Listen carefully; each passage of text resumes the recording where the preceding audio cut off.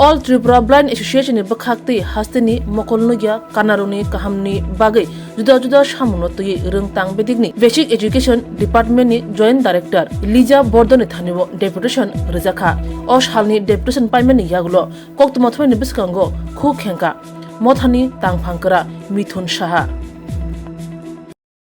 আমরা all Tripura blind অ্যাসোসিয়েশনের পক্ষ থেকে রাজ্যের দৃষ্টিহীন যারা শিক্ষার্থী অর্থাৎ ছাত্রছাত্রী এবং দৃষ্টিহীন যারা শিক্ষক শিক্ষিকা আছেন তাদের বিভিন্ন সমস্যা নিয়ে আজকে আমরা এখানে এসেছি মাননীয় অধিকর্তা রাজীব দত্ত মহোদয়ের নিকট ডেপুটেশনে মিলিত হতে।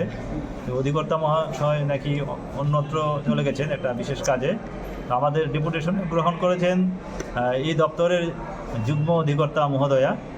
ওনার সঙ্গে এই দাবিগুলি যেটা ছিল আমাদের প্রমোশন এবং চাকুরির ক্ষেত্রে 4% যে সংরক্ষণ আইন অনুযায়ী সেটা যাতে নিশ্চিত হয়, এবং আমরা প্রায়শই লক্ষ্য করছি যে প্রমোশনের ক্ষেত্রে এবং নিয়োগের ক্ষেত্রেও আমাদের যে 4% রিজার্ভেশন সেটা কিন্তু সেটা সঠিকভাবে মানা হয়নি।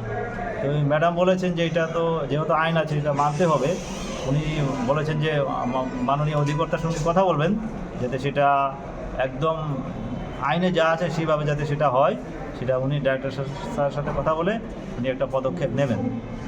2 নম্বর হচ্ছে আমাদের যে ব্রেইল বই, আমরা যারা দৃষ্টিহীন ছাত্রছাত্রী এবং শিক্ষক শিক্ষিকা আছি তাদের জন্য সিলেবাস অনুযায়ী ব্রেইল বইয়ের ব্যবস্থা করা। সেই ব্যাপারেও উনিও ম্যাডামও স্বীকার করেছেন যে অবশ্যই আপনাদের পড়াতে গেলে বা ছাত্রছাত্রীদের জন্য সিলেবাস অনুযায়ী বইয়ের দরকার, বই ছাড়া তো কোনো কিছুই করা সম্ভব নয়। এটাও বলেছেন যে না, এটা অবশ্যই আপনাদের ন্যায্য দাবি, সেটা উনি বলেছেন যে সেটাও উনি যথাযথ পদক্ষেপ গ্রহণ করবেন যাতে আমরা বই পেতে পারি। তারপরে হচ্ছে যে প্রতিটা বিল্ডিংয়ে, স্কুল থেকে শুরু করে অফিস, প্রত্যেকটা বিল্ডিংয়ে যাতে যারা বিশেষভাবে সক্ষম ব্যক্তি তাদের অ্যাক্সেসিবল হয়, তাদের উপযোগী হয়, যেমন ramp, scientific ramp, tactile design, Braille display এগুলি যাতে থাকে। এটা আইনে আছে কিন্তু সেটা অধিকাংশ ক্ষেত্রেই সেটা নেই।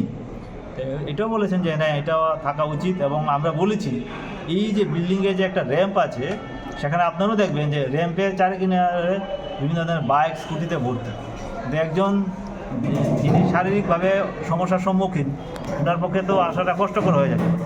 এই ব্যাপারটা উনি বলেছেন যে উনি বিষয়টা দেখবেন এবং প্রতিটা স্কুল বা এবং অফিসে যাতে সেই অনুযায়ী হয় সেই বিষয়টা ওনারা দপ্তর থেকে পদক্ষেপ গ্রহণ করবেন।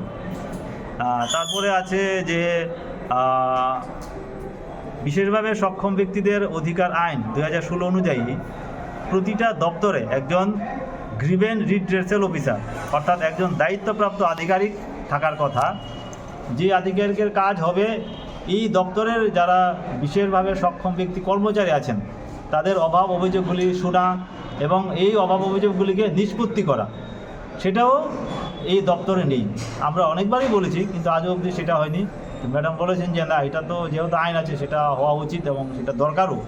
ম্যাডাম বলেছেন যে সেই ব্যাপারে উনি ওনার দিক থেকে যা যা করার সেই পদক্ষেপ উনি গ্রহণ করবেন। তারপরে হচ্ছে 2017 থেকে 19 2 বছরে আপনারা হয়তো বা জানেন যে কেন্দ্রীয় সরকারের এবং রাজ্য সরকারের একটা নির্দেশ ছিল 2001 থেকে 10 সাল পর্যন্ত যারা শিক্ষকতার সঙ্গে যুক্ত তাদের অবশ্যই ডিএলএড এবং 12 দ্বাদশ শ্রেণীতে 50% মার্কস এবং গ্র্যাজুয়েশনের ক্ষেত্রে 50% মার্কস। সেই অনুযায়ী আমাদের মধ্যে যারা দৃষ্টিহীন শিক্ষক শিক্ষিকা তারা ডিএলএড করেছেন কিন্তু আজ অবধি তারা সার্টিফিকেটটা পায়নি।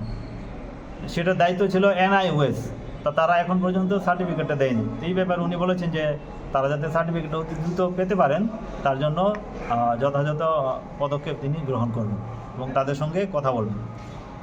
এই ব্যাপারগুলি নিয়ে উনি আমাদের বক্তব্যগুলি মনোযোগ সহকারে শুনেছেন এবং আশ্বস্ত করেছেন উনি যথাযথ পদক্ষেপ নেবেন। এই আর